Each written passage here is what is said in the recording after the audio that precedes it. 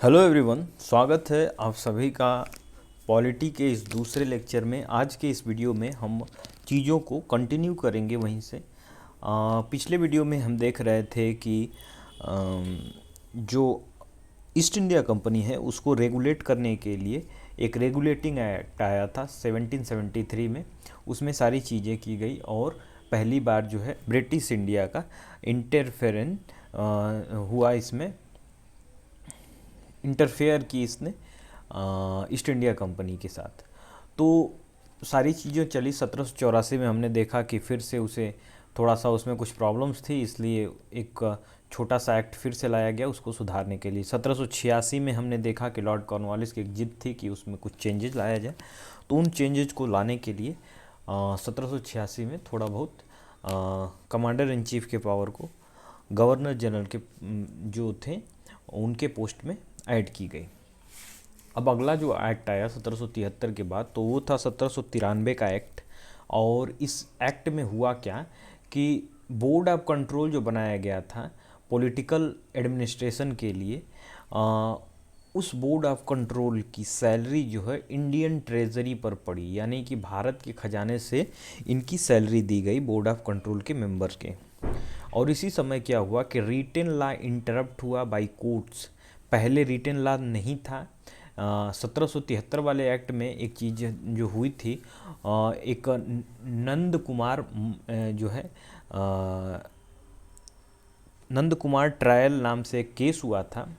और इस केस में हुआ क्या था कि नंद कुमार को पहली बार फांसी दे दी गई थी। इसे फर्स्ट जुडिशियल मर्डर भी कहा जाता है, यानी कि बिल्कुल थोड़ी सी चोरी के कारण ही उन्हें मौत की सज़ा दे दी गई थी। और इनकी उस समय के गवर्नर जनरल जो थे उनसे बनती नहीं थी, इसके कारण ही ये सारे स्टेप उठाए गए थे। तो उस समय क्या हुआ था कि जब नंद कुमार को फांसी दी गई थी, तो वो तब के लोग बोले कि इतने छोटे से कार्य चोरी के लिए मौत की सज़ा दे देना एक कहाँ का कानून है। तो अंग्रेज़ों ने पूछा कि आपका कानून है क्या। तो कानून ये लोग मनुस्मृति और ये हादिस दिखाए।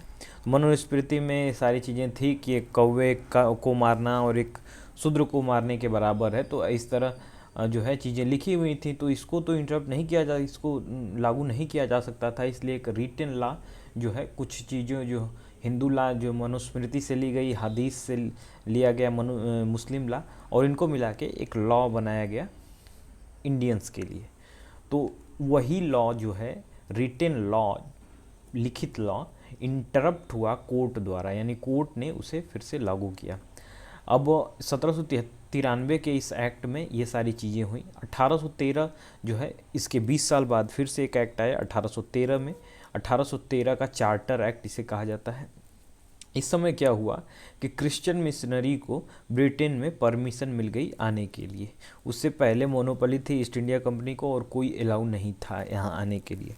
तो इस समय 1813 के एक्ट में क्रिश्चियन मिशनरीज जो है भारत आए, और ये जो है ट्राइबल एरियाज़ में घुस कर और वहाँ लोगों की सेवा करने लगे, और वहाँ धर्मांतरण करने लगे। धीरे धीरे करके ये अपने धर्म में लोगों को मिलाने लगे। ये क्या करते थे कि लोगों को बेसिक एजुकेशंस देते थे, जैसे कि क्लास 8 तक एजुकेशन देकर, उन्हें हेल्थ की फैसिलिटी देकर अपने जो है क्रिश्चियन में मिलाते जाते थे।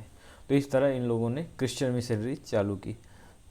हालांकि ये ट्राइबल एरिया में ही पॉसिबल था, क्योंकि भारत में धर्म का वर्चस्व बहुत पहले से बना हुआ है। इसे ये क्रिश्चियन मिशनरीज जो हैं ये मिटा नहीं सकती थी, इसलिए ये सब आते ही ट्राइबल एरिया में गई, ना कि किसी और एरिया में जो डेवलप्ड हो।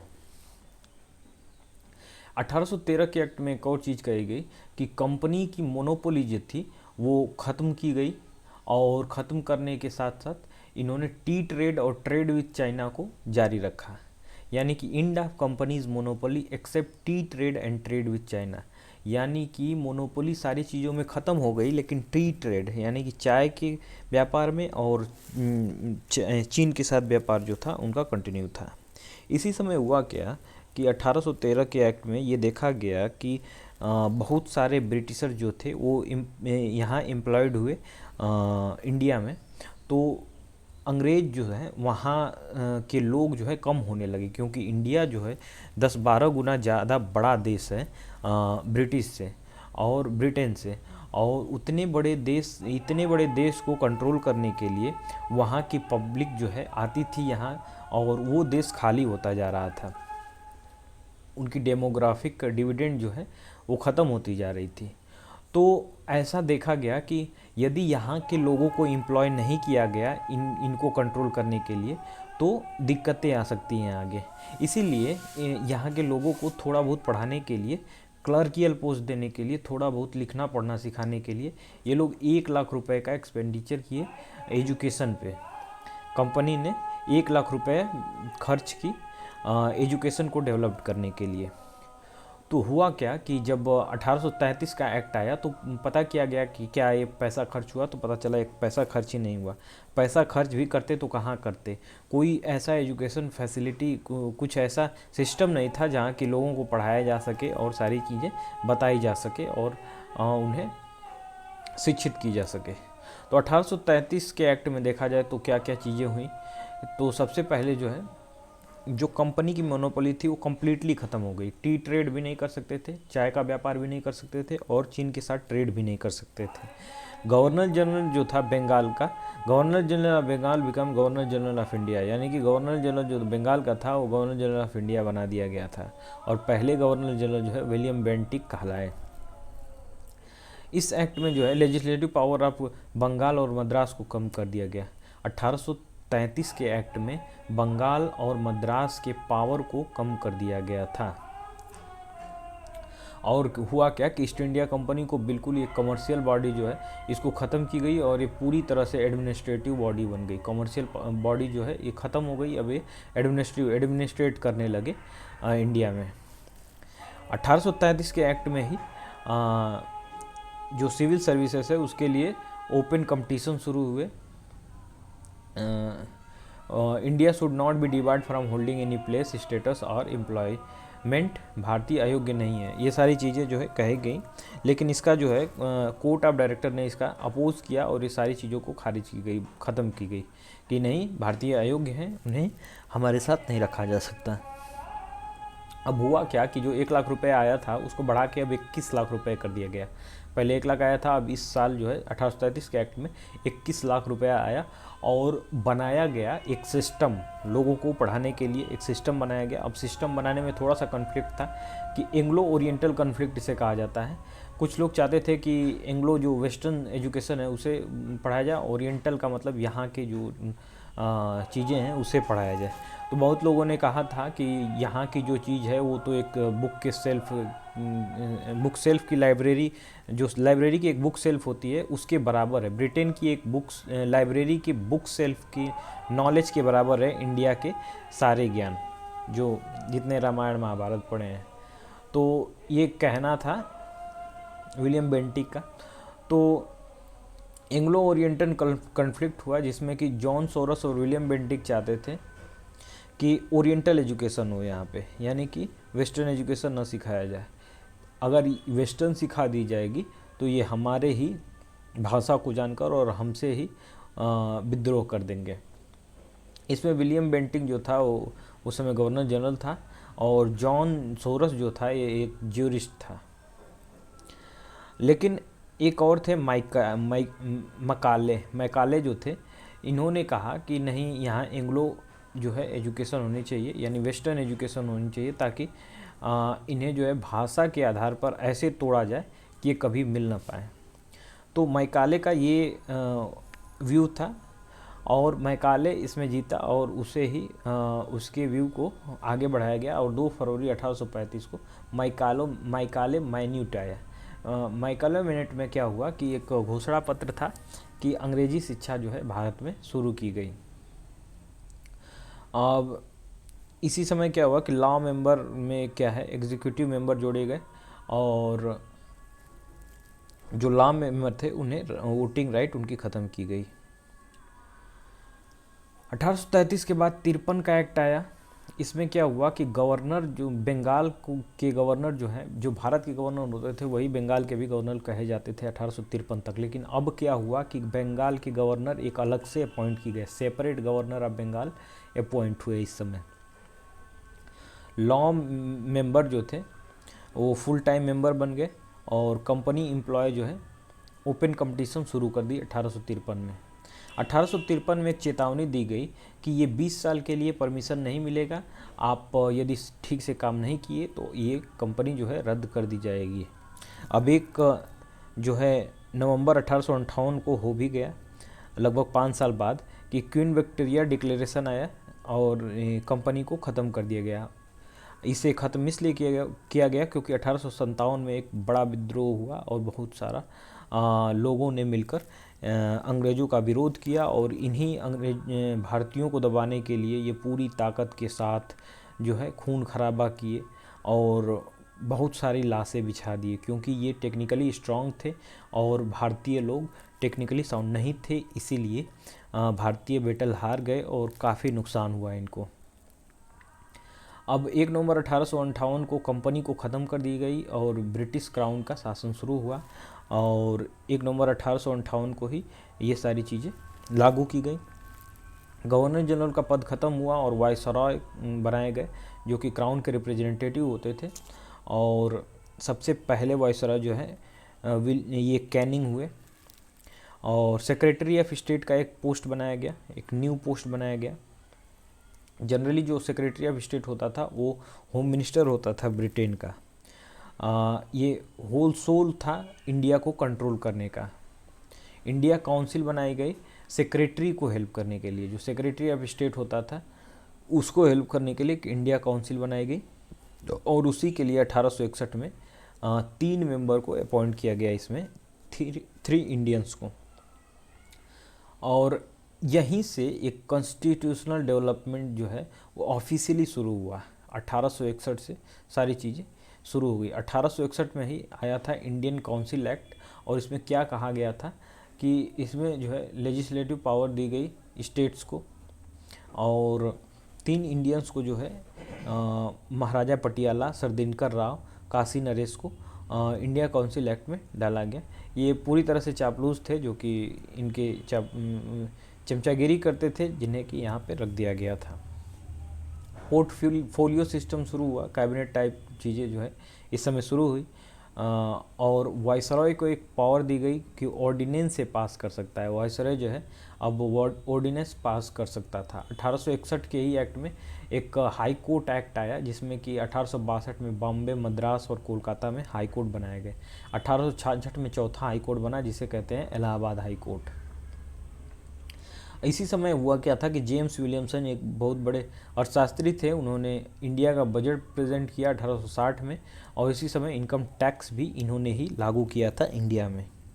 इसके बाद का जो एक्ट आया 1892 में, इंडिया काउंसिल एक्ट 1892, इसमें इंडियन के मेंबर को 3 से बढ़ा के 16 कर दिया गया और ये लोग जो है बजट पे डिस्कशन करने के लिए इनको छूट दी गई।